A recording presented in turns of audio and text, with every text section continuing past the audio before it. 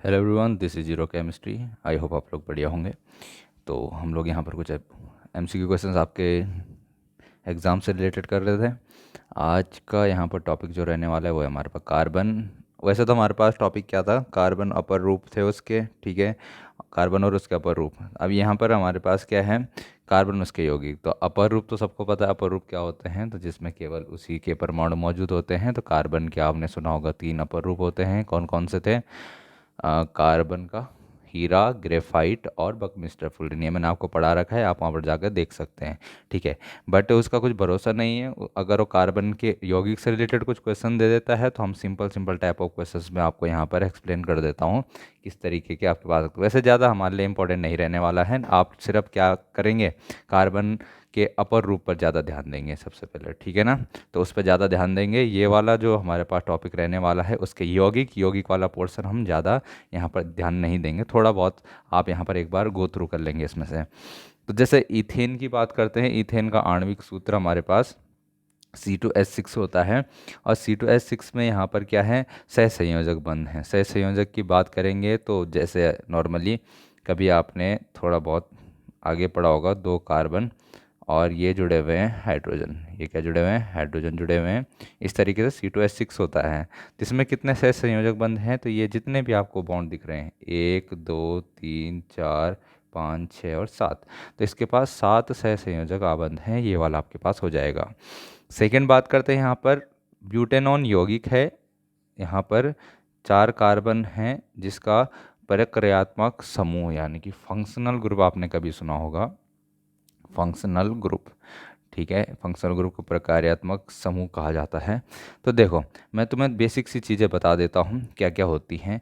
अगर किसी के पास, ठीक है, OH फंक्शनल ग्रुप होता है तो उसको एल्कोहल कहते हैं, ठीक है। किसी के पास CHO ग्रुप होता है तो उसको एल्डिहाइड कहते हैं।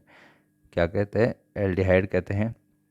किसी के पास CO ग्रुप होता है तो उसको कीटोन कहते हैं। क्या कहते हैं? कीटोन कहते हैं। और किसी के पास अगर COOH ग्रुप होता है तो उसको हम कहते हैं कार्बोक्सिलिक एसिड। क्या कहते हैं? कार्बोक्सिलिक एसिड कहते हैं, ठीक है, कार्बोक्सिलिक अम्ल कहते हैं। अब इसके लिए आपको उसके नाम के पीछे ऑल दिखेगा, इसके लिए, ठीक है, उसके नाम के पीछे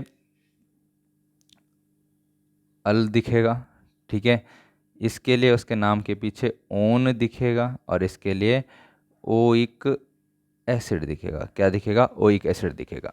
तो ये बेसिक सी चीज़ है, इतना आप लोगों को ध्यान रखना है बस, ठीक है। अगर यहाँ पर से क्वेश्चन पूछ लिया जाए तो आप आसानी से अटेम्प्ट कर लोगे। जैसे यहाँ पर क्या कह रहे हैं, ब्यूटेनोन, तो क्या आ रहा है इसका नाम के पीछे? ओन आ रहा है। ओन यानी कि कीटोन है। क्या है? कीटोन है, ठीक है ना। ध्यान रखेंगे इस बात को, बेसिक सी चीज़ है, कर लेंगे इसको। चलिए क्वेश्चन नंबर 3 देखते हैं। खाना बनाते समय यदि बर्तन की तली बाहर से काली हो रही है, इसका मतलब क्या है कि जो ईंधन है वो पूरी तरीके से जल नहीं रहा है। जो ईंधन है वो पूरी तरीके से जलेगा नहीं, तो वो कालिख यहाँ पर आपको प्रोवाइड करवाएगा। सबसे सरलतम हाइड्रोकार्बन पूछा जा सकता है। सबसे सरलतम हाइड्रोकार्बन होता है मीथेन। और इसका फॉर्मूला आप सभी को पता होना चाहिए। क्या होना चाहिए? फॉर्मूला सभी को पता होना चाहिए।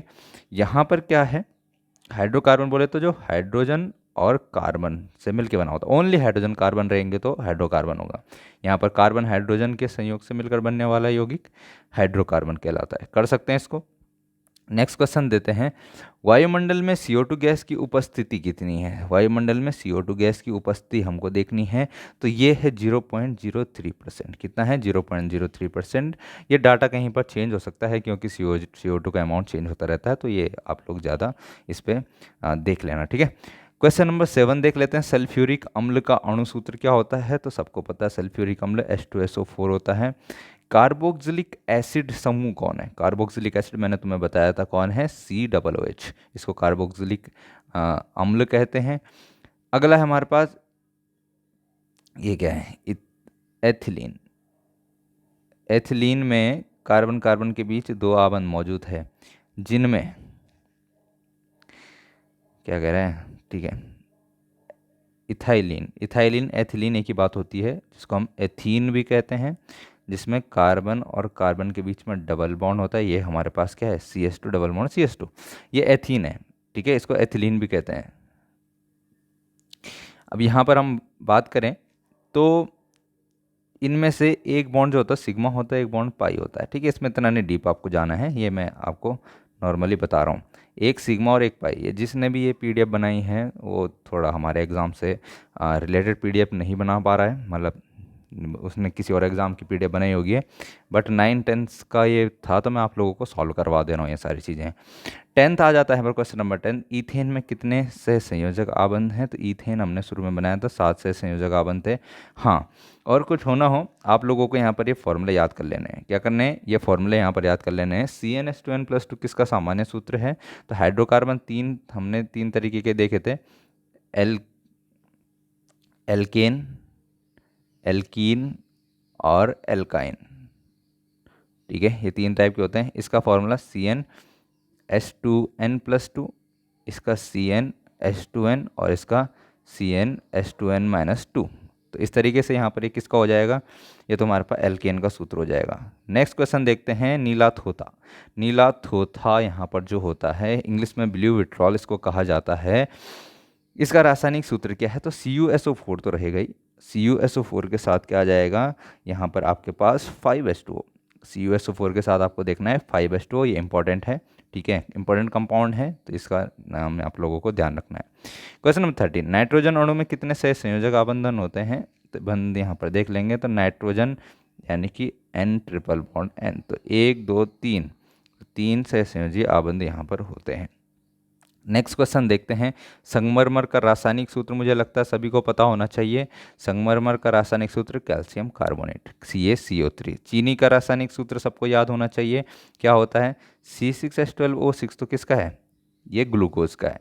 बट चीनी का क्या होता है? शुगर, यानी कि C12H22O11। तो इसका option number C right answer हो जाएगा। सोडियम कार्बोनेट का सूत्र आपको पता होना चाहिए, Na2CO3, सोडियम कार्बोनेट Na2CO3। और सोडियम बाई कार्बोनेट या सोडियम हाइड्रोजन कार्बोनेट बोल देता तो ये आपके पास हो जाता। क्वेश्चन नंबर 17, कार्बोनिल समूह की बात की जा रही है, तो कार्बोनिल समूह आपको ध्यान रखना है CO को बोला जाता है। यहाँ पर CO को कार्बोनिल समूह बोला जाता है। 18th देखेंगे, इथाइल अल्कोहल का रासायनिक सूत्र क्या है? तो यहाँ पर इथाइल अल्कोहल यानी कि C2H5OH, तो मिथाइल अल्कोहल बोल देते तो CH3OH हो जाता। क्वेश्चन नंबर 19, निम्नलिखित में से कौन सा एरोमेटिक हाइड्रोकार्बन है? तो C6H6, जिसको बेंजीन कहा जाता है। इतना डीप हम नहीं जा रहे हैं, बस एक जस्ट हम एक नज़र इस पे मार रहे हैं कि अगर वो भूले बिसरे कहीं से चला जाता है आपके इधर उधर तो देख लेना आप। निम्न में से किस हाइड्रोकार्बन में 3 आबंध होते हैं? भाई यार क्या करें, अब बताओ, छोड़ो इसको, रहने दो, इतना आप लोग डीप नहीं जाने वाले। अब समावयवी हम नहीं पढ़ रहे हैं। ठीक है, क्वेश्चन नंबर 22 पे आ जाओ। क्वेश्चन नंबर 22 तुम्हारे काम का हो सकता है। यहाँ पर इथेनॉल, ऑल है तो मतलब OH, ये मैंने तुम्हें बताया था। निम्न में से कौन से संयोजी यौगिक है? तो CH4 से संयोजी यौगिक होता है। COOH किस चीज़ के लिए है? अभिक्रियाशील मूलक को क्या कहते हैं? अम्ल है एक। ठीक है, हमने कहा था कार्बोक्सिलिक अम्ल है। CHO क्रियाशील मूलक को क्या कहते हैं? एल्डिहाइड कहते हैं। ठीक है, और ये आपके पास से कुछ बेसिक से क्वेश्चन थे जो हमने यहाँ पर डिस्कस किए। ज़्यादा इनके चक्कर में नहीं पड़ना है, याद हो रहे हैं तो ठीक है, एक नज़र हमने मार ली है।